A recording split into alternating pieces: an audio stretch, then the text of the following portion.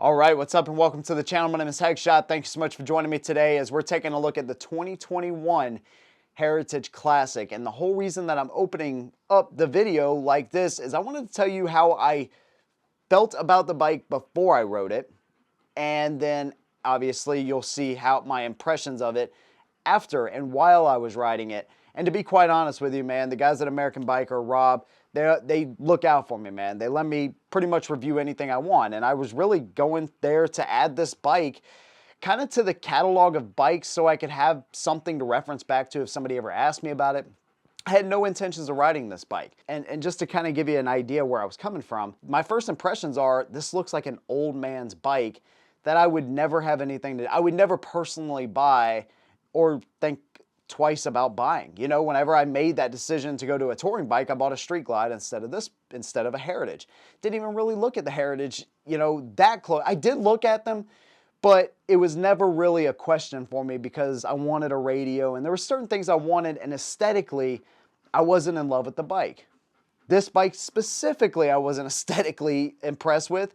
It's chromed out. It's got these stupid little studs on the seat and on the saddlebags and on the center console, chromed out to the absolute max. It's got incandescent or halogen bulbs all in the rear. It's got swooping fenders in the rear. It's got these big fenders in the front, and it just, if you didn't know any better, it could be a 80s model Heritage. It could be a 90s. It could be early 2000s. It could be a brand new one, and unless you really look at it, or you see the headlights or whatever, you have no idea what model, what year you're looking at. Well, you know what model, but you have no idea what year you're looking at. Spoked wheels, like everything aesthetically about this bike I hate. Now, if it was blacked out, it would be better, and they have made an improvement on the wheels now. You don't have to get the spoked wheels. With that being said, once I got on this thing and rode it, I'll give you just a little hint. I was so impressed with this bike. It is a bike that I would absolutely either trade for or add to my collection in the future. Check this thing out, dude. First impressions are not always what they seem. All right, and if this is your first time looking at the channel, please make sure you subscribe, hit your notification bell, and let me know what you think about the Heritage Classic down below. Let's go ahead and get to this review, man. I'm gonna do a little foreshadowing for this video right here and tell you, holy crap, am I impressed with this thing. Let's get this thing started, dude. I cannot wait to show you this bike.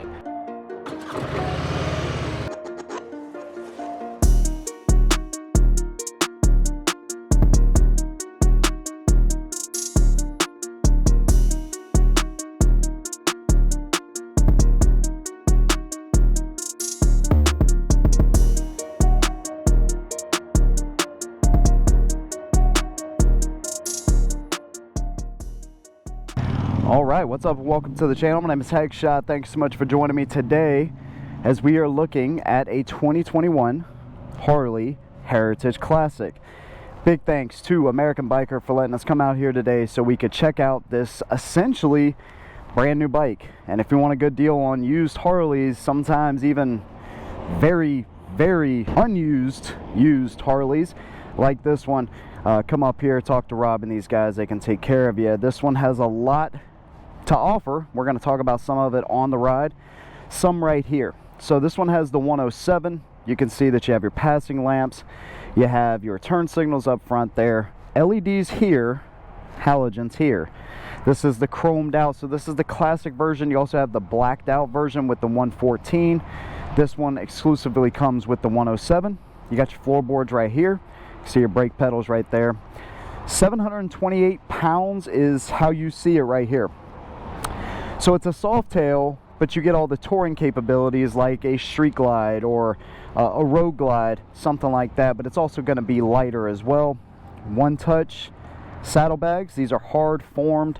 You can see you have your plastic interior and your leather wrapped exterior, and they close, lock, all of that good stuff. You can see your markers right there. One thing as well with the Softail lineup is you have your pipes on the one side here as opposed to one on each side like you do on your touring models. 2-up seat. It's got these little accents here pretty much everywhere on the saddlebags, on the seat itself. passenger pegs, got your charger right there, of course, pegs, crash bars up front, no crash bars in the rear. And again, I'll show you this side. You get classic spoked wheels, removable windshield, chromed out everything. It looks like the person that owned this added one of these right here to kind of rest your hand on as you're cruising down the road. I thought these came with cruise control. Yeah, it does come with cruise control. I almost thought this was a, yeah, it's just a little rest right there for your hand. 5-gallon tank. Got your indicators here. So of course you got your speedometer, and then you have a digital tachometer. So digital RPM gauge is what it is. You can see you have your full fuel level up top right there, neutral indicator, and of course left and right turn signals. It's all going to be left and right over here. And then this one actually has, yeah, so that's your passing lamps on or off right there. And one thing about the positioning on this bike, unfortunately I don't have Mrs. Headshot right here to kind of help me with this, but your riding stance, it's going to be pretty much just straight up. No kind of issue right there. No big deal really. I mean, it's just kind of a natural position. Let's try it out. Well, this is the most comfortable riding position I have ever been in on any motorcycle, hands down. I am seriously impressed. It's too bad we got this car right here. Wow. Dude, I really like this. I am not kidding. I love the riding position of this bike. I'm sitting straight up. My feet are kind of out in front of me. Thank you for stopping. The handlebars are pulled back just enough. Dude, this is the most comfortable bike I have ever ridden as far as the seating. Now the 107, I don't know, from the 114 that I had for a few years in the Street Glide Special, it doesn't seem too bad. We'll get on a little bit up here here in a minute, but man, dude, the floorboards are nice. Windshield, I see, pretty much, I see right over the top of it, no problem there. The seat height is really low, so it's like super confidence inspiring seat height. Yeah, when we get up here a little bit, I'll definitely get on it a little bit more. But I tell you, there ain't a thing I would change. From the handlebars to the seats to the floorboards, the position of that stuff, absolutely incredible, dude. Now y'all know I'm not a fan of all the chromed out stuff, so I would go with the special version of this bike, which again, removable windshield, passing lamps. You don't lose any of that, and you gain the 114. But man, if you like chrome, this, oh dude, I'm seriously impressed. I can't even say enough about the position and just how comfortable I feel right now, dude. This is amazing. Street Glide was not this comfortable, just because of the way they had the bars. It just wasn't this natural and this comfortable. It just wasn't. At least the 2019, I don't know if they've changed something. Love the cable clutch, dude. The hydraulic, it was okay, but I like and I prefer this cable clutch much better. Seats comfortable. Who is this bike for, man? And I've added one to the list, but if you want a comfortable ride set up for, of course, 2 people, storage on a Softail frame, this might be the bike for you, dude. This bike sounds louder than the 114. I don't know if it's just me or whatnot, but it definitely sounds louder.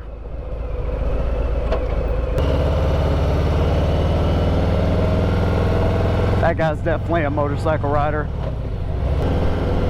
I might call this video the bike that seriously does everything. Bike night. And here's the thing. Ooh, bad roads. Here's the thing, man. It's not 850, 900 pounds, 1,000 pounds. It's on the soft tail frame. So there's going to be things where this is not going to be the best touring motorcycle if you can live without the radio. Some of those conveniences there, radio and Bluetooth and things like that.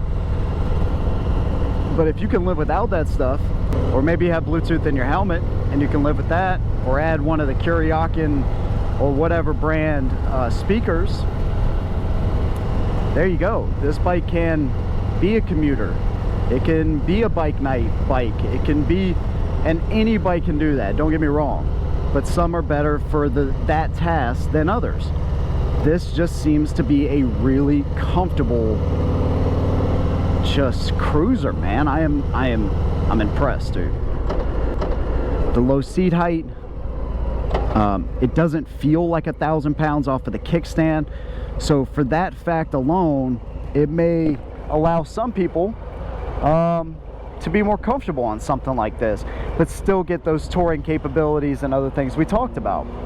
If you're used to Harley, you're used to controls here, left and right turn signal, all of that good stuff. Nothing really crazy there. Of course, you do have cruise control on this bike. You can see your throttle cable, all of that good stuff. Mirrors are mounted in a decent position. I haven't even messed with these, to be honest with you. 5-gallon tank, so you're going to get the capacity and the mileage that you're looking for out of a touring style motorcycle. And by the way, I am pretty much flat-footed on this motorcycle.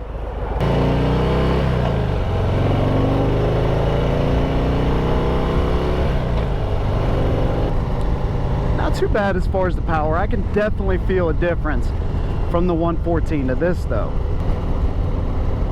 One thing I loved about my Street Glide and I love about this is the passing lamps really help to make you better seen on the road. That is a fact, dude. I think the power's decent. The 114 is obviously better, and I can feel that. I can definitely feel it from the 117 on the Lowrider S. But if you're not trying to get there the quickest, trying to be the quickest person to get wherever you're going, there's a lot you can do with this 107, and it's no slouch, dude. You got to think, just a few years ago, the 103 was kind of the standard and the 110 was the Mac Daddy. This bike gives you plenty of power and plenty of, what can I say, plenty of room to grow into if that's what you want to do. And of course, that's given that you like the chrome as well. If you like the all blacked out, there's no reason in going with this. Go with the 114. Go with the special version of this bike.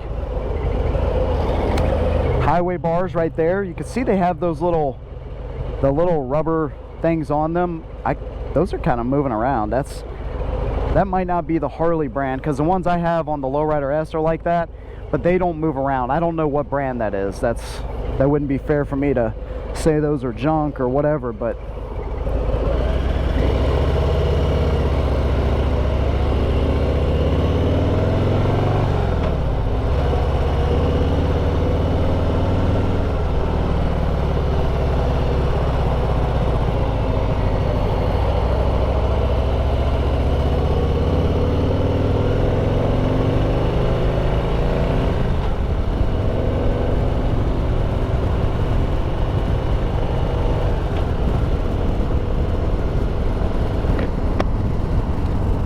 I could seriously cruise on this bike for a while. The seat is comfortable too. I hate to be ranting and raving about every little thing, but it is what it is. So if this were my bike, what would I change on it? We talked about who I think it's for. Nothing with the handlebars and nothing with the seating position. It's incredible, dude. I love it. I love it, man. I love all of that. Obviously, I would have went with the blacked out version. You know, I would probably put pipes, obviously put pipes on it. Maybe some kind of tuner and breather on here. Right off the top of my head, there's nothing I can think that I would change right away besides the pipes. One thing I can't believe I just forgot, the lighting. Why Harley Davidson, $20,000 motorcycle, by the way, or thereabouts, still is putting halogen bulbs on these bikes? Harley, stop it. Stop it. Not cool, dude. Everything in the rear is halogen or incandescent. They got to stop that crap. Also, not a big fan of the digital RPM gauge. Change that. Custom Dynamics can hook you up for the lighting. Get yourself a set of pipes. Get a little tunes action. And this bike is ready, dude.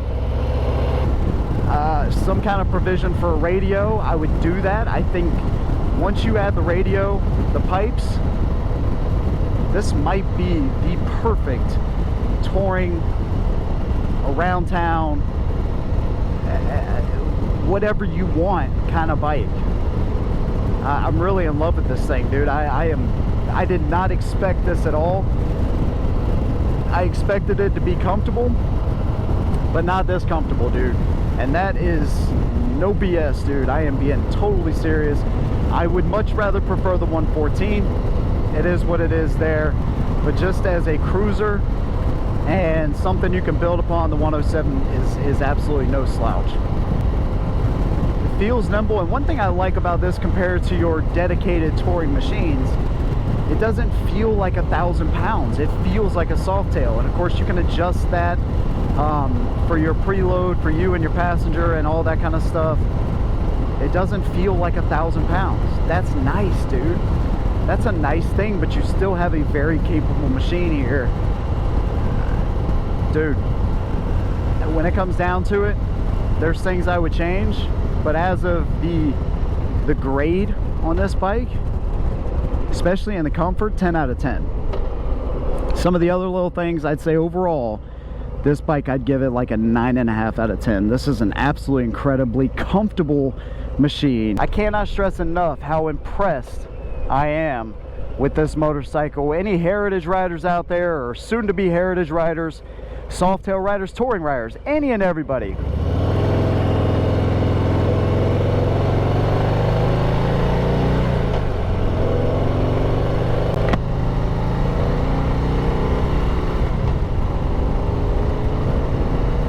I want to hear what your thoughts are on this motorcycle, dude. Like I said, dude, I love it. And that's it, man. Again, big thanks to American Biker. See y'all on the next one. And as always, hold the rubber side down.